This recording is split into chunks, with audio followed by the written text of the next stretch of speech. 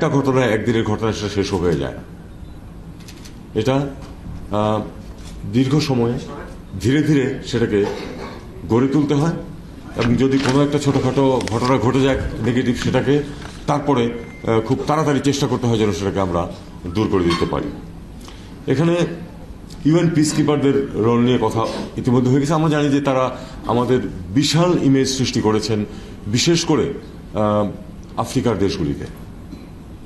এ নিয়ে ইতিমধ্যেই ফজলে আকবর বলেছেন, কাজেই এটা নিয়ে আর দ্বিমতের কোনো সুযোগ নেই যে তারা খুব ছোট অবস্থান থেকে শুরু করে এখন তো আমরা ওয়ান অফ দি লার্জেস্ট কন্ট্রিবিউটার্স, কখনো ফার্স্ট কখনো সেকেন্ড, এবং তারা অত্যন্ত সুনামের সাথে পৃথিবীতে আমাদের পক্ষ থেকে, আমাদের দেশের পক্ষ থেকে কাজ করে যাচ্ছেন, এবং সেটা আমাদের ইমেজ বৃদ্ধিতে, আমাদের ব্র্যান্ডিংয়ে অনেক সহায়তা করেছে। এনআরবিদের রোল, এটা প্রধানত পজিটিভ, কিন্তু আবার আমি বলি যে কিছু কিছু ক্ষেত্রে কিন্তু নেগেটিভও আছে। সেটাকে আমাদের সঠিক পথে তুলে আনতে হবে। যখন একজন ট্যাক্সি চালক তার গাড়িতে ভুলক্রমে রেখে যাওয়া বিপুল পরিমাণ অর্থ তার মালিককে খুঁজে বের করে ফেরত দেন, এই এক ঘটনায় কিন্তু আপনার ইমেজ অনেকখানি বেড়ে যায়। কিন্তু যখন দেখা যায় যে ভূমধ্যসাগর পাড়ি দিতে গিয়ে যারা মারা পড়ে বা উদ্ধারকৃত, তাদের মধ্যে একটা বড় অংশ বাংলাদেশের, আপনার ইমেজ কিন্তু তখন কমে, আপনার ইমেজ কিন্তু তখন নিচে নেমে আসে। এটাকে রিকগনাইজ করতে কিন্তু আমাদের এগোতে হবে। আমাদের বিশাল সংখ্যক কর্মী কাজ করেন মধ্যপ্রাচ্যে, এবং তাদের পাঠানো অর্থে কিন্তু আমাদের অর্থনীতির চাকা ঘোরে, এটা সবাই স্বীকার করে। কিন্তু এখানে দেখুন, সবচেয়ে কম বেতনে যান, সবচেয়ে বেশি অর্থ ব্যয় করে বাংলাদেশ থেকে। একই কাজ করতে নেপাল থেকে যায় আমাদের 1/4 অর্থ ব্যয় করে। সমস্যাটা কোথায় হয়? বাংলাদেশে। এবং সেই সমস্যারই এক্সটেনশন কিন্তু দাঁড়ায় ওখানে, কারণ যিনি যান, যে তিনি 2 বছর 2.5 বছরের বেতন দিয়ে এখান থেকে গেছেন 3 বছরের চুক্তিতে, তার মাথা খারাপ হয়ে যায় প্রথম দিনে যে কি করে তিনি সেই টাকা উদ্ধার করবেন, সংসার চালাবেন, এবং কিছু উদ্বৃত্ত রাখবেন যেটা দিয়ে উনি ভবিষ্যতে গিয়ে দেশে ভালো মতো চলতে পারবেন। তো কাজেই এটা সমস্যাটা বাংলাদেশের সৃষ্টি হয়, সেটার দায় গিয়ে পড়ে মিশনে। কারণ আবার আমি বলছি, আমি কিন্তু এখানে আমাদের মিশনগুলিকে ডিফেন্ড করতে আসি না, আমি শুধু প্রকৃত অবস্থাটা বলতে আসছি। অনেকে কমপ্লেন করেছেন আমার কাছে যে ভাই, রাশিয়ান একজন বিপদে পড়েছে, চিটাগাংয়ে এখান থেকে একজন অফিসার চলে গেছে, গিয়ে তাকে উদ্ধার করে নিয়ে এসেছে, আপনারা তো কিছুই করেন না। রাশিয়ানদের এরকম একটাই সমস্যা আসে বছরে, বা 2টো সমস্যা আসে, বা 5টা সমস্যা আছে। 5 জন লোক তাদের এখানে আছেন যারা এগুলি দেখাশোনা করেন। আমার সৌদি আরবে 32 লাখ লোক, এখন সর্বশেষ যেটা কাউন্টিং এসেছে, 32 লাখ লোকের মধ্যে তো 2 লাখ সমস্যা কমপক্ষে। এই 2 লাখ সমস্যা সমাধানের জন্য আমার আসলে সমস্যা আরো বেশি, 2 লাখের চেয়ে অনেক বেশি। আমি বলছি যে যদি সর্বনিম্ন 2 লাখ সমস্যাও থাকে, সেটা টেক কেয়ার করার জন্য আমার মোট কর্মচারী আছে 20 জন। তারা কি করে সেটা এইভাবে সমাধান করবে কি করে? তারপরেও এটা আপনাদের অভিযোগ কিছু সত্য, যে আমি বলার চেষ্টা করি সবসময় যে যেই কাজটা তুমি করতে পারবেও না, সেটা একটু বুঝিয়ে বলো, একটু সুন্দর হাসি মুখে বলো, তাহলে কিন্তু যে একটা সার্ভিস যে পেল না, সেও কিন্তু অনেকটা আশ্বস্ত হবে যে না, আমার কথাটা তো শোনা হয়েছে, এটা সম্ভব নয়। প্রচুর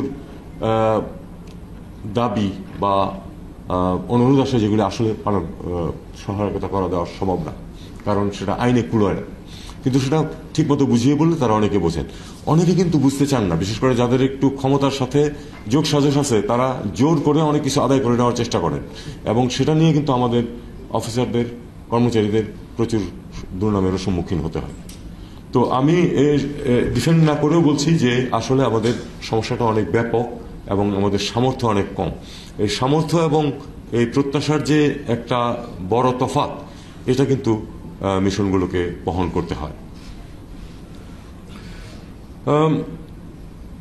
একটা বড় জিনিস যেটা ইমেজের ব্যাপারে এবং এই ব্র্যান্ডিং এর ব্যাপারে সমস্যা যেটা হয়, সেটা ইতিমধ্যে উত্থাপিত হয়েছে। আমি আসলে বাংলাদেশ ব্যাংকের গভর্নরকে দেখাচ্ছিলাম যে আমি 3টা পয়েন্ট লিখে রেখেছি যেটা উনি ইতিমধ্যে টাচ করেছেন। একটা হচ্ছে যে আমাদের যে 2-3টে রাজনৈতিক দল বড় বড় আছে বাংলাদেশে, তারা হলো পৃথিবীর সবচেয়ে বড় রাজনৈতিক দল।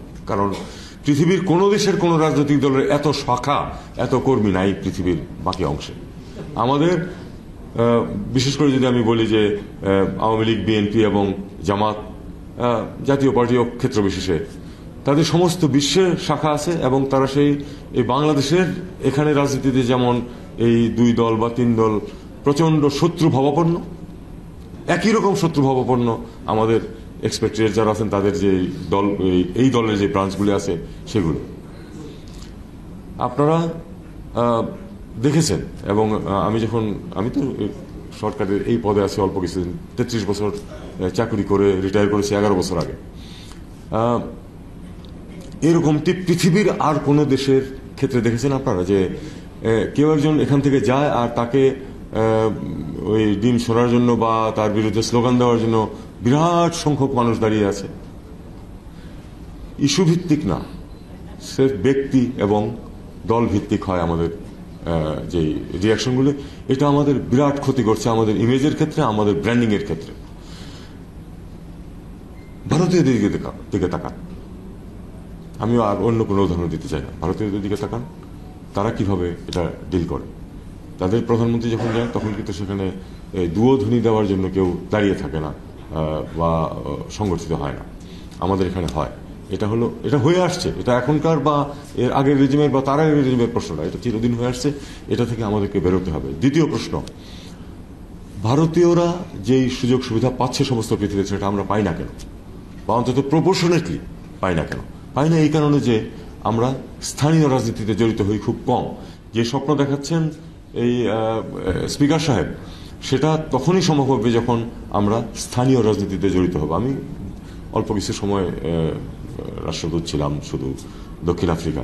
ফরচুনেটলি সেখানে কিন্তু যখন কোনো অতিথি গেছে ঢাকা থেকে, তখন আওয়ামী লীগ ক্ষমতায়, আমি দেখেছি যে বিএনপি এবং আওয়ামী লীগের লোকজন একসাথে মিলে তাকে কিন্তু সম্বর্ধনা দিয়েছে, তাকে ডিনার খাইয়েছে ইত্যাদি ইত্যাদি। এইটা একেবারেই এক্সেপশনাল। আমি সেটা কিন্তু পশ্চিমে, যেখানে গণতান্ত্রিক ধারা আরো অনেক বেশি শক্তিশালী হওয়ার কথা, সেখানে কিন্তু আমি এটা দেখিনি। আমি দেখেছি যে সবসময় 2 ভাগ হয়ে যায়। অথচ দক্ষিণ আফ্রিকায় এটা কিন্তু মোটামুটি, তাদের মধ্যে কিছু সংঘাত আছে কিন্তু অ্যাটলিস্ট মুখ দেখাদেখিটুকু আছে, এবং একসাথে হয়ে তারা অনেক কিছু করতে পারে। এই জিনিসটা আমাদেরকে করতে হবে। দ্বিতীয়, স্থানীয় রাজনীতিতে জড়িত হতে হবে। আমি ওদের কাউন্সিল, যে এএনসির, আফ্রিকান ন্যাশনাল কংগ্রেসের যে কাউন্সিল, সেখানে আমাকে দাওয়াত দিয়েছিল, গেছি। আমার খুব ভালো লেগেছে, 2-3 জন কাউন্সিলর ছিলেন বাংলাদেশি অরিজিনের। তার মানে তারা স্থানীয় রাজনীতিতে জড়িত হয়ে এসেছেন। এবং ওখানে কিন্তু এই বাংলাদেশের মতো ওই কেন্দ্র থেকে নির্ধারণ করে দেওয়া হয় না যে কে কাউন্সিলর হয়ে আসবে। ওখানে একেবারে প্রতিটা ব্রাঞ্চে নির্বাচনের মাধ্যমে উঠে আসে যে কে ওখানে প্রতিনিধি হিসাবে যাবে, এবং তার মধ্যে বাংলাদেশি 2-3 জন ছিলেন। আমার এটা অত্যন্ত ভালো লেগেছে। এটা হচ্ছে আমাদের রাস্তা। যদি আমরা ব্র্যান্ডিং করতে চাই, আমরা যদি ইনফ্লুয়েন্সিয়াল হতে চাই, তাহলে এটা রাস্তা। আপনি আজকে এই যে নতুন সরকার গঠিত হতে যাচ্ছে যুক্তরাষ্ট্রে, সেখানে তাকান, ভারতীয় কয়েকজন সেখানে অত্যন্ত গুরুত্বপূর্ণ পজিশনে এসে যাচ্ছেন। আমাদের এটা কতটুকু হয়? বরং পাকিস্তানিদের কিছুটা হচ্ছে আজকাল।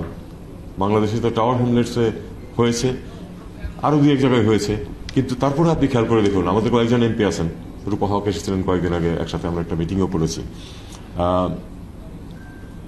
এইটা হলো আসলে ব্র্যান্ডিং এর। এবং বাংলাদেশকে আপনারা শুধু ব্র্যান্ডিং মানে কি, শুধু তো ব্র্যান্ডটা সৃষ্টি করা না, সেটার অনেক বেনিফিট আছে দেশের জন্য। আপনারা যখন এই ব্র্যান্ড সৃষ্টি করেন, ভারতের যে ইমেজ, তারা কিন্তু এই ডায়াসপোরা কিন্তু সৃষ্টি করেছে। বিভিন্ন সফটওয়্যার কোম্পানির প্রধান হচ্ছেন ভারতীয়, বিভিন্ন ব্যাংকের প্রধান হচ্ছেন ভারতীয়, বিভিন্ন রাজনৈতিক দল, এমনকি তাদের তো একজন আধা ভারতীয় ভাইস প্রেসিডেন্ট ছিলেন, একজন ভারতীয় ছিলেন গভর্নর মার্কিন যুক্তরাষ্ট্রে। এগুলো হচ্ছে আসল রাস্তা ব্র্যান্ডিং এর। অবশ্যই আমাদেরকে ভালো কাজ করতে হবে। ভালো কাজ করলেই ব্র্যান্ড অটোমেটিক্যালি উপরে ওঠে। খারাপ কাজ করলে সেটা নামে, কিন্তু তখন যদি খারাপ কাজের সংখ্যা যদি কম হয়, একটা মার্ডার হয়, সেটাতে ক্ষতিগ্রস্ত হয়। কিন্তু একজন ভারতীয় যদি মার্ডার করে, তখন সেটা কিন্তু মুখ্য হয়ে দাঁড়ায় না, এই জন্য যে তারা আরো অনেকগুলি বড় বড় পজিশনে তারা আছেন, সেটাই তাদের ব্র্যান্ডের মূল জিনিস। আমাদের কিন্তু ছোটখাটো একটা অপরাধ ঘটলে সেটা দেখা যায় যে খুব বেশি, মানে সেটাকে খুব বেশি করে উপস্থাপন করা হচ্ছে। অথচ একই কাজ যদি একজন ভারতীয় করেন, সেটা কিন্তু অতটা উপস্থাপিত হচ্ছে না।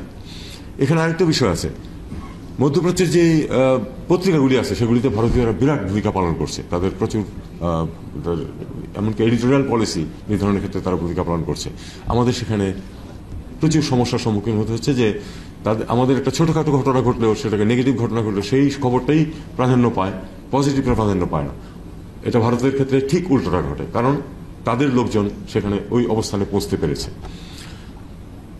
সবচেয়ে কম বেতনে কেন আমাদের লোকজন যায়, সেটা দোষ কিন্তু ওই লোকগুলিই না, দোষগুলি আমাদের সিস্টেমে। কারণ আমরা এই যে ভাষার যে ব্যারিয়ার, এটা শুধু আরবি না, কিন্তু ইংরেজি, ইভেন মধ্যপ্রাচ্যের চাকরির জন্য। আমি একবার বেশ অনেক সময় কাটিয়েছিলাম আপনার কি বলে এটাকে, ওই কাতারের যে বিজনেস লাউঞ্জ, সেখানে একই কাজ করছে দুইজন ভারতীয়, দুইজন মানুষ, একজন ভারতীয় একজন বাঙালি। এই টেবিল পরিষ্কার করা এবং জিনিসগুলিকে পৌঁছে দেওয়ার ভিতরে একজনের বেতন হলো 350, আরেকজনের বেতন হলো 1200 রিয়াল স্থানীয়। কেন? আমি তখন জিজ্ঞেস করলাম বিষয়টা কি। ভারতীয় ভদ্রলোক, তিনি ইন্টারভিউ দিয়ে চাকরি নিয়ে, সরাসরি চাকরি নিয়ে এসেছেন, আর বাঙালি যে ভদ্রলোক ওখানে চাকরি করছেন তিনি গেছেন কোনো একজন কফিলের মাধ্যমে। কফিল তাকে ওখানে নিয়োগ দিয়েছে, কফিল সেখানে কিন্তু 1200 রিয়াল পায়, তাকে 350 রিয়াল দেয়, কারণ 350 রিয়াল চুক্তিতে তিনি গেছেন। তা আমি বললাম যে তুমি কেন বাবা ইন্টারভিউ দিয়ে আসলে না? তখন তার মুখটা একটু কালো হয়ে গেল যে ইন্টারভিউটা তো ইংরেজিতে হয়েছে, আমি তো ইংরেজি জানি। কত বড় তফাৎ আপনি খেয়াল করে দেখুন। এখন এটার দায় তো আমাদের। আমরা গত 30 বছরে দেশটাকে এই জায়গায় নিয়ে গেছি যে আমাদের লোকজন বাইরে যায় শুধু ওই কায়িক শ্রম দেওয়ার জন্য, আর কোনো ভালো কাজের জন্য তাদেরকে নেওয়া হয় না, একেবারেই নেওয়া হয় না তা না। হোটেলের ফ্রন্ট অফিসে আমি বাঙালিকে পেয়েছি, তার কিন্তু খরচ হয়েছে জাস্ট 30,000 টাকা, শুধু এয়ার ফেয়ার দিয়ে যেতে হয়েছে, আর কিচ্ছু করতে হয় না, কারণ সে ইন্টারভিউ দিয়ে গেছে এবং সে ইংরেজি বলতে পারে। তাকে ফ্রন্ট অফিসে তাকে দিয়ে এমন বিরাট কিছু আসে, জাস্ট একজন গ্র্যাজুয়েট। তো এই ভাষার যে সমস্যাটা, এটা আমাদের আছে।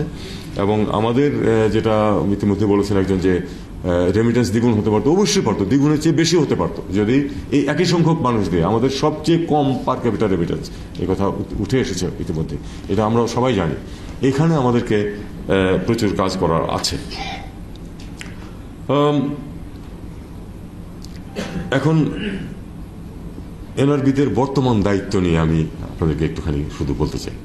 আপনারা খেয়াল করেছেন যে গত 4 মাসে কি প্রচণ্ডভাবে বাংলাদেশ বিরোধী প্রচারণা সমস্ত পৃথিবীতে চলছে, এবং সেটার পুরোভাগে আছে কিন্তু ভারতের মিডিয়া। ভারতের মিডিয়ার যে রোল এবং যে অ্যাকসেপ্টেবিলিটি আছে সেটা আমরা জানি, যে তাদের যে রিচ আছে সেটা আমরা জানি, এবং তাদের যে বক্তব্য সেগুলোকে কিন্তু ভারতীয় ডায়াসপোরা পিক আপ করছে এবং সেটা বিভিন্ন দেশে সেটাকে প্রচারণা চালাচ্ছে। আমার মনে হয় এখানে আপনাদের একটি ভূমিকা পালন করার আছে, সেটা হলো যে তাদের যে অধিকাংশ তথ্য যে মিথ্যা, এটা আমরা সবাই জানি, অধিকাংশ মিথ্যা তথ্যের ভিত্তিতে বাংলাদেশের বিরুদ্ধে প্রচারণা চলছে। যে এখানে তাদের প্রচারণা দেখলে মনে হবে যে এখানে যুদ্ধাবস্থা বিরাজ করছে, হিন্দুদেরকে সমানে কচুকাটা করা হচ্ছে এবং তাদেরকে তাদের বাড়িঘর সব লুটপাট করে ফেলা হচ্ছে। এই ধরনের একটা ইমেজ তারা কিন্তু সৃষ্টি করার চেষ্টা করছে এবং সেটা প্রপাগেট করছে ভারতীয় ডায়াসপোরা সমস্ত পৃথিবীতে। এখানে আমি আপনাদের কাছে অনুরোধ করব যে আপনাদের যেখানে যেটুকু সুযোগ আছে সেখানে আপনারা, এটা যে সম্পূর্ণ মিথ্যা একটা প্রচারণা চলছে, কোনো ঘটনা ঘটেনি তা না, কিন্তু যে কোনো বড় পরিবর্তনের ক্ষেত্রে কিছু ঘটনা ঘটে, কিন্তু যদি 10টি বাড়িতে আগুন দেওয়া হয়েছে তার মধ্যে 8টি কিন্তু মুসলমানের বাড়ি, সেটা কিন্তু বলা হচ্ছে না। 2টো হিন্দুর বাড়ি, যেটা তারা রাজনৈতিক পরিচয়ের কারণে হয়েছে, এটা তাদের কিন্তু ধর্মীয় পরিচয়ের কারণে হয়নি, কিন্তু সেটাকে প্রচারণা চালানো হচ্ছে না, চালানো হচ্ছে যে ওই 2টো হিন্দুর বাড়িতে আগুন দেওয়া হয়েছে। এখন এইখানে এই সঠিক অবস্থানটিকে তুলে ধরা, ডায়াসপোরা আমাদের যে আছেন, আমাদের যে এনআরবিরা আছেন, তাদেরকে আমি মনে করি যে তাদের এই দায়িত্বটা নিতে হবে। দেশের যে ইমেজ, এবং আমাদের ইমেজের সবচেয়ে বড় অ্যাম্বাসেডর হচ্ছেন প্রফেসর ইউনূস। এমনকি তার বিরুদ্ধে পর্যন্ত কথাবার্তা বলা হচ্ছে উনি কিছু করছেন না, ইত্যাদি ইত্যাদি। অথচ এরকম কোনো বিষয় কিন্তু এই সরকার মোটেই টলারেট করছে না। যেগুলো ঘটনা ঘটছে সেগুলির বিরুদ্ধে ব্যবস্থা নেওয়া হচ্ছে, এবং আমরা চেষ্টা করছি যে কোনো ঘটনা আসামাত্র সেটার খোঁজখবর নিয়ে যেন প্রতিকার করা যায়। তো এই ডিসইনফরমেশন এবং মিসইনফরমেশনের মোকাবেলা করাতে আপনাদের একটা ভূমিকা আছে, সেটা আমি আপনাদেরকে একটু অনুরোধ করছি যে আপনারা পালন করুন। হয়রানি মিশনে, এয়ারপোর্টে, বিশেষ করে এয়ারপোর্টে। এটা আমি আপনাদেরকে শুধু এটুকু বলতে পারি যে এমনকি যে ঘটনাটার কথা সম্প্রতি ঘটেছে, এটা অবিলম্বে এটার ব্যবস্থা নেওয়া হয়েছে এবং আমি নিশ্চিত যে কালপ্রিট যে সে শাস্তি পাবে, কারণ এটা এ ব্যাপারে আমি এটুকু আপনাদেরকে বলতে পারি যে আমার কলিগ যারা আছেন কাউন্সিল অফ অ্যাডভাইজার্সে, প্রত্যেকে এই ব্যাপারে অত্যন্ত সচেতন এবং তারা চান যে এই জিনিসটা যেন যথেষ্ট ইমপ্রুভ করা যায়। আমি জানি আমার পরিচিত জনেরাও বিভিন্ন সময় হয়রানির সম্মুখীন হয়েছেন। এই হয়রানি যাতে বন্ধ হয়, আমরা একটা এনআরবিদের জন্য একটা লাউঞ্জও খোলা হয়েছে, মানে যারা বিদেশ থেকে আসেন কিছুদিন আগে। তো এইটুকুই যথেষ্ট নয়, আমি জানি আমাদের আরও অনেক কিছু করার আছে। আমি স্বীকার করছি যে হয়রানি হয়, সে হয়রানি দূর করার জন্য যথেষ্ট ব্যবস্থা এখনও নেওয়া হয়নি। আমরা চেষ্টা করছি যে যতটুকু পারা যায় যেন এই ধরনের হয়রানি থেকে মানুষ মুক্তি পান এবং যারা হয়রানির জন্য দায়ী তাদেরকে যেন আমরা শাস্তির সম্মুখীন করতে পারি, এই চেষ্টাও আমাদের থাকবে। রাজনীতি নিয়ে কিছু প্রসঙ্গ উঠেছে এখানে। রাজনৈতিক একটা অনিশ্চয়তা যখন দেখেন কেউ, তখন সেখানে কিন্তু ইনভেস্ট করতে আসতে চান না সহজে কেউ। কাজে এটা আমাদের জন্য একটা কঠিন কাজ সামনে এবং আমরা আশা করছি যে খুব তাড়াতাড়ি একটি রোডম্যাপ এসে যাবে, তখন সহজে আস্থা ফিরে আসবে আমাদের যে বিদেশি বিনিয়োগকারীরা আছেন, ইনক্লুডিং এনআরবিরাও যাদের ব্যক্তিগত টাকা ইনভেস্ট করবেন, তারা এনআরবি হলেও কিন্তু তারা ঝট করে এখানে আসবেন না নিশ্চয়তা না দেখলে। এটা স্বাভাবিক, কারণ আপনার অর্থের যে একটা নিরাপত্তা সেটা আপনাকে অবশ্যই দেখতে হবে, এটা অনস্বীকার্য। কাজেই এটা আমরা দেখছি এবং আমাদের লক্ষ্য তো একটা যে নির্বাচনের মাধ্যমে একটি নির্বাচিত সরকারের কাছে ক্ষমতা হস্তান্তর করা যথাশীঘ্র সম্ভব, আমরা সেটা জানি এবং সেই লক্ষ্যেই এই সরকার কাজ করছে। একটা রোডম্যাপ এসে গেলে আমি জানি যে অনেকেই নিরাপদ বোধ করবেন এবং ইনভেস্টমেন্ট আসবে। সেই ইনভেস্টমেন্ট না আসলে আমাদের তো চলবে না, কারণ আমাদের যে বিপুল সংখ্যক মানুষ প্রতি বছর শ্রমবাজারে ঢুকছে, তাদের জন্য যদি এমপ্লয়মেন্ট সৃষ্টি করতে হয়, শুধু তো বিদেশে পাঠিয়েই হবে না, দেশের মধ্যে সৃষ্টি করতে হবে। সেটার জন্য ইনভেস্টমেন্ট লাগবে এবং সেই ইনভেস্টমেন্ট নিয়ে এগিয়ে আসার জন্য অন্যদেরকে এনকারেজ করার জন্য আমি আপনাদেরকে বলবো, অবশ্যই আপনারাও তাকাবেন যে রাজনৈতিক নিশ্চয়তা একটা আসছে কিনা। এই অনিশ্চয়তা থেকে আমরা খুব শিগগিরই মুক্ত পাবো বলে আমরা আশা করছি এবং তখন এখানে বিনিয়োগের পরিবেশ আরও উন্নততর হবে এবং বিনিয়োগ আসবে, দেশে এমপ্লয়মেন্ট সৃষ্টি হবে এবং বিদেশেও যেই সব, যদি আমরা প্রকৃত অর্থেই আমাদের হিউম্যান রিসোর্স